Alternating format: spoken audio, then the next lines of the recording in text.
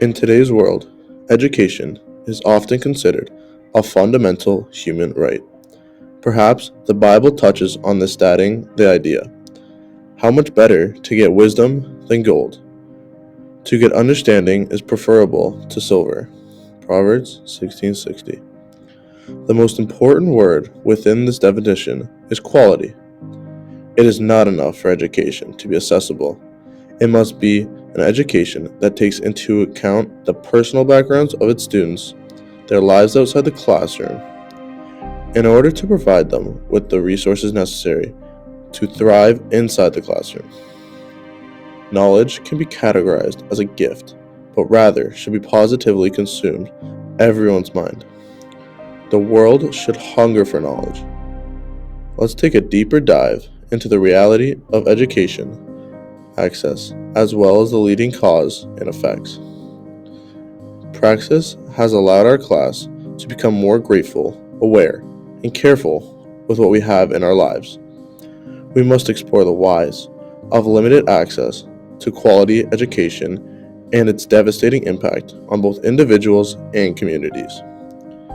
The lack of access to quality education, the issue and what it entails, can really make one think, especially us at Gilmore.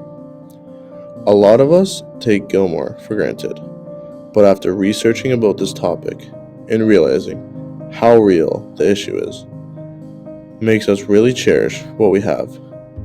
We need to implore ourselves to look for and implement solution.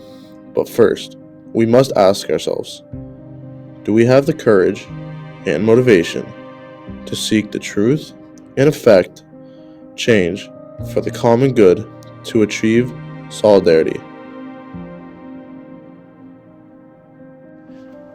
What does it mean to be aware? Simply, it means to know the facts, and it is important to know the facts whenever we want to make a change in society.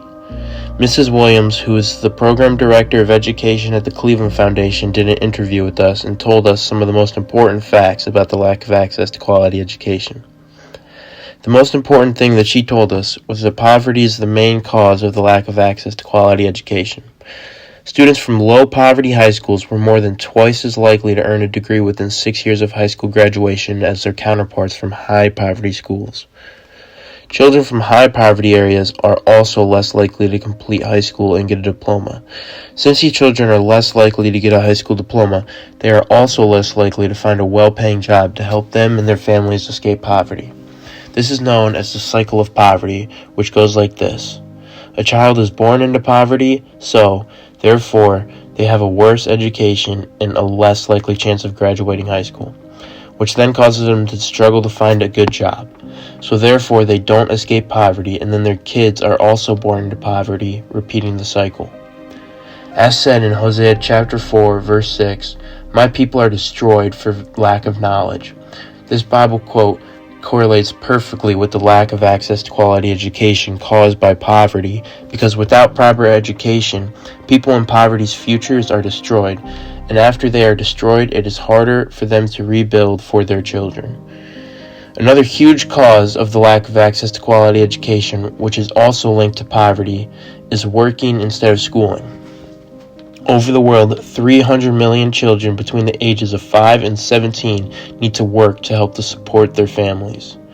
Millions of these kids are forced to drop out of school because they have to work. That would be a poverty-fueled example of a lack of access to quality education. Another cause of the lack of access to quality education was race. Although segregation of schools does not happen in America anymore, kids used to be greatly affected by this. Up until schools started to desegregate in 1954, black kids could not attend white, better-funded schools. This completely goes against the Holy Cross charism of inclusiveness, because they were not treating everyone equally, and they were causing more poverty and a lack of access to quality education. Now that we know all the root causes and facts about the lack of access to quality education, we can learn what action we must take to help stop the lack of access to quality education. The dignity of a human person. This theme emphasizes that every person is is created in the image and likeness of God and has the dignity and worth. Lack of quality of education denies people the opportunity to develop their full potential and live dignified lives. Holy Cross charism that aligns with accessibility to quality education, inclusiveness. As Catholics, we need to embrace and include all people and respect the dignity of each individual. And we are called upon to live a life of justice and service. How much better to get wisdom than gold? To understanding is preferable to silver. Proverbs 16:16. Scripture reading: the Holy Cross charism truly embodies the push to fix the issues of lack of education. Option for the Poor is another charism showing special care for those who need help the most, inspires others to help financially unstable families that can't afford to send their children to school. If people recognize their privilege, more children would be in school because of the charity work performed.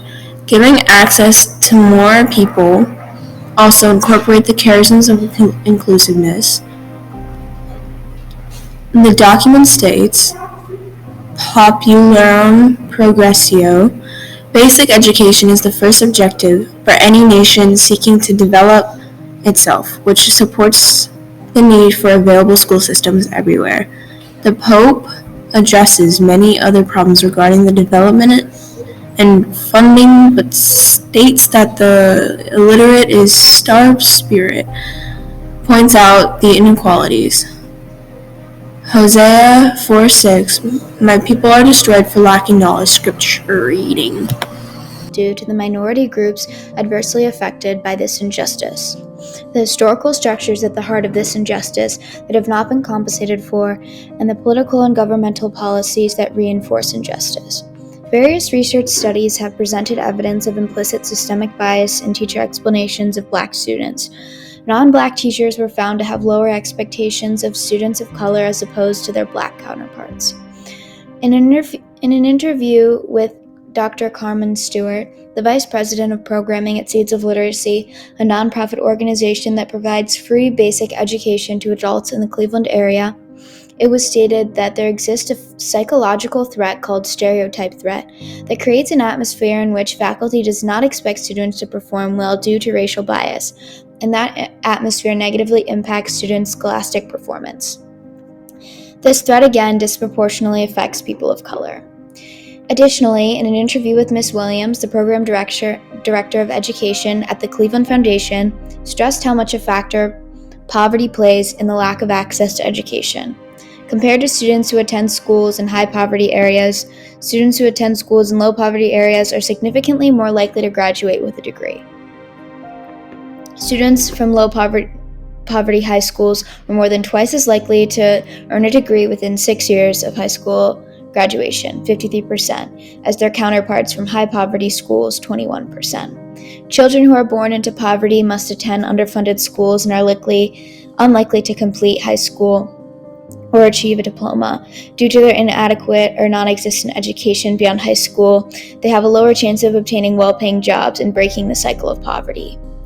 In addition, the racial bias that contributes to the lack of access to quality education originates from the discriminatory historical practice of redlining within the United States, a practice that places services, financial or otherwise, out of reach for residents of specific areas based solely on race and ethnicity. These specific areas were labeled as hazardous for investment and their residents were therefore denied mortgages, insurance loans, and other finances necessary for economic prosperity. Legal policies were in place that restricted residents of color within these redlined neighborhoods from moving into prosperous neighborhoods with white ethnic majority. The greater Cleveland area experienced redlining legally through as late as the 1970s, along with other historical migration that is the root of the socioeconomic and race correlation within the area. Dr. Crummond describes the historical migrations as the original wealth that settled around the lake and city moving further and further outward through concentric rings of migration. Through discriminatory practices, wealth and resources were extracted from the areas surrounding the city and redistributed extracted from the areas within the city and redistributed to the surrounding white suburban populations, creating the racial and socioeconomic correlations that residents of the greater Cleveland area experience today. With impoverished neighborhoods comes impoverished school systems, as lower income neighborhoods contribute less to tax dollars and thus are left with underfunded school districts. When speaking on the relationship between discriminatory practices and the inequitable system of education today, Dr. Carmen Stewart says, "We cannot have over 100 years of inequality and expect equitable outcomes."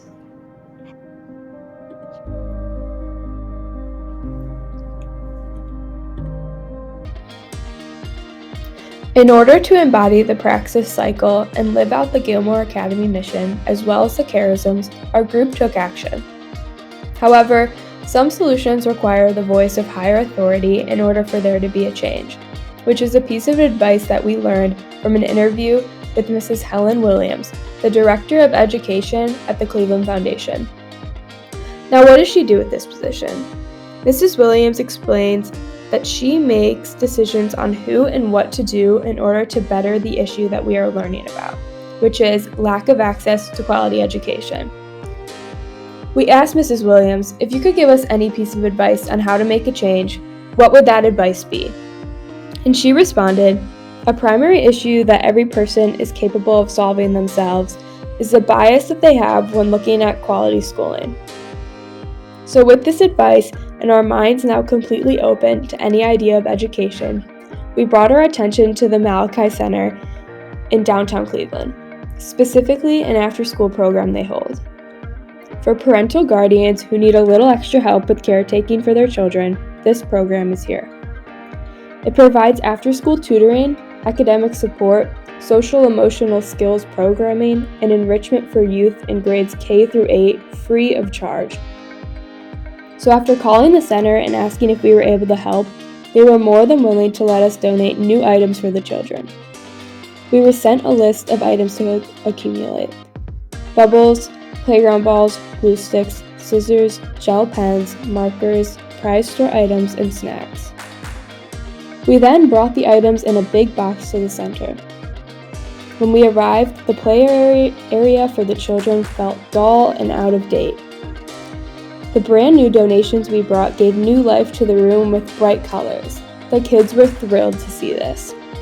Leaving the place, we felt so thankful for the opportunity we pursued, and they were thankful for us too. The mutual feeling felt awesome and our hearts were filled. Unity and dedication. Two terms that are both complex yet simple at the same time. These two terms are the keys that will unlock the door, that is, of the issue, that is both global, occurring all around the world, and affecting over 244 million children, and over half of the population in Cleveland. This issue being the lack of access of quality education. However, in order to achieve these two keys of unity and dedication, research and awareness about the issue must occur. Our group put in hours of research and time in order to educate ourselves on what exactly this issue is, what causes it, and what the effects are on the children that are unfortunately involved. Next, we put our research to good use by analyzing the data that came from it and putting together possible solutions that would help combat this issue head on. Finally, we decided that putting together care packages that consisted of snacks, school supplies, and toys was a good option. We teamed up with the Malachi Center, a nonprofit organization providing services to those dealing with socioeconomic, structural, and trauma-based barriers to economic, academic, and interpersonal success. We all created our own little care packages that consisted of a variety of these items and shipped them off to the center so they could distribute them to the children in need. Becoming aware of this issue, analyzing the data and what could be done to fight the issue, and finally, putting one of these solutions into action allowed us to not only do good in our local community, but allowed for us to gain valuable knowledge and education about real-life issues that are a part of some people's lives that are pretty close to home, like here in Cleveland. If the praxis cycle of awareness, analysis, and action is used by anyone, a goal can be accomplished. It just takes effort and teamwork. Together, not only as a school community, but as a global community, anything is possible as long as there is unity and dedication.